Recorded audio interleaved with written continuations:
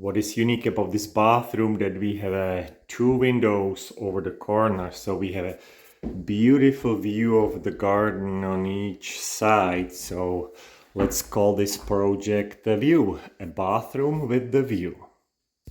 We are starting a new project, and this is a unique situation we never been in before, because this is a fairly new bathroom and pretty fancy shower, which was already redone once. This is all Schluter system, but as you can see here, it's not.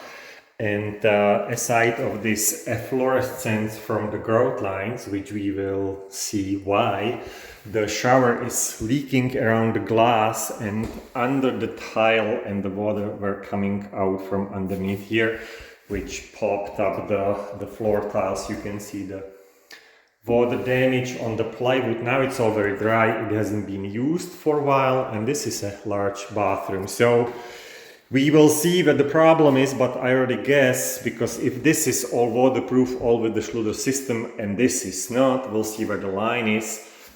We'll find out if was it the Schluter system at fault, which I doubt, because it's usually the installation and not the product itself.